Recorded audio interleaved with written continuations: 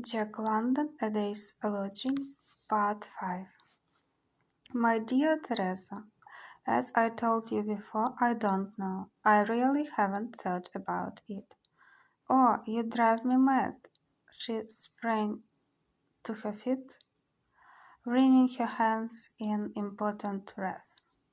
You never used to be this way. I used to be all softness and gentleness. He nodded concurrence. Was that why you left me?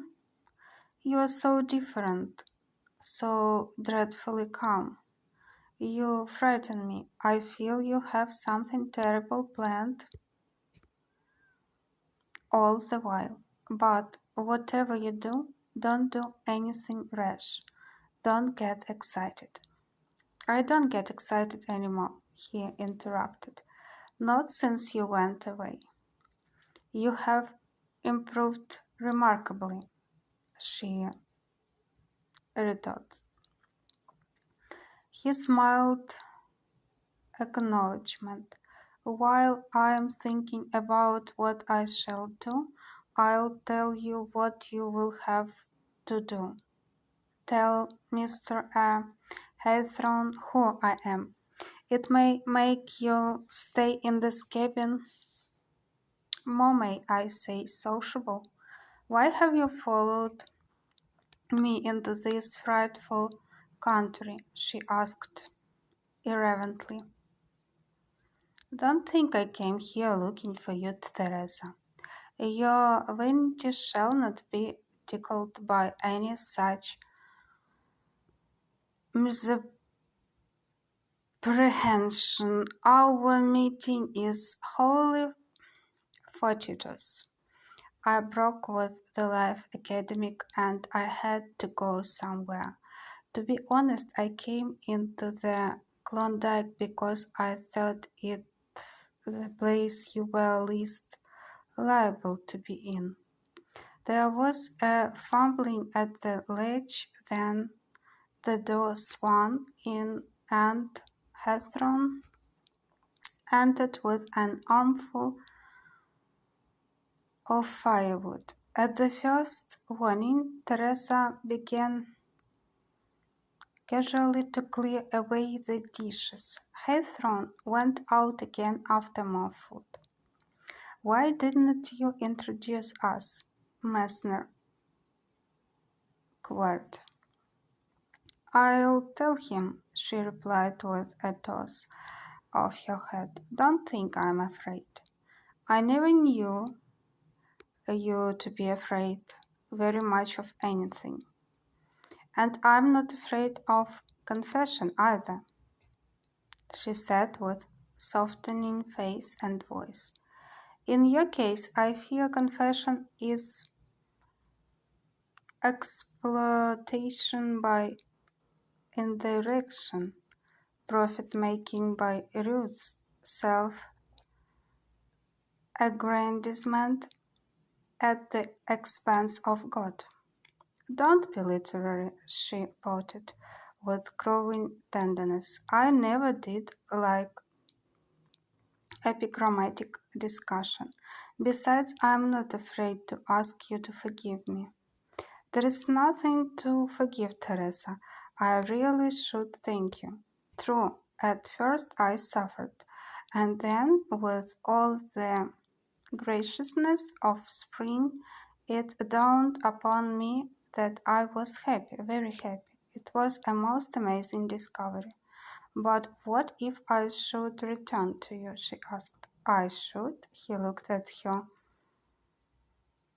whimsically. Be greatly perturbed. I'm your wife. You know you have never got a divorce. I see. He meditated. I have been careless. It will be one of the first things I attend to. She came over to his side, resting her hand on his arm. You don't want me, John? Her voice was soft and caressing. Her hand rested like a lure. If I told you I had made a mistake, if I told you that I was very unhappy, and I am, and I did make a mistake. Fear began to grow on Messner. He felt himself wilting under the lightly laid hand. This situation was slipping away from him. All his beautiful calmness was going. She looked at him with melting eyes, and he too seemed all dew and melting. He felt himself on the edge of an abyss, powerless to withstand the force that was drawing him over. "I'm coming back to you, John. I'm coming back today, now." As in a nightmare, he strove under the hand. While she talked, he seemed to hear, replying softly, the sound of the lorelei. It was as though somewhere a piano were playing, and the actual notes were impinging on his eardrums. Suddenly he sprang to his feet, thrust her from him as her arms attempted to clasp him, and retreated backwards to the door. He was in a panic. "I'll do something desperate," he cried. "I warned you not to get excited." She laughed mockingly and went about washing the dishes. "Nobody wants you. I was just playing with you. I'm happier where I am." But Messner did not believe. He remembered her facility in changing front. She had changed front now. It was exploitation by indirection. She was not happy with the other man. She had discovered her mistake.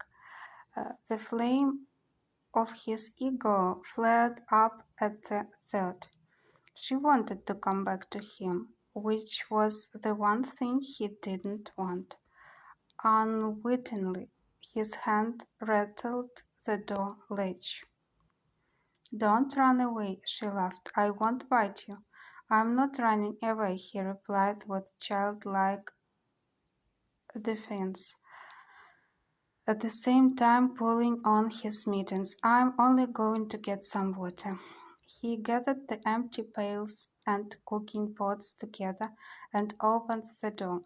He looked back at her. "Don't forget you're to tell Mr.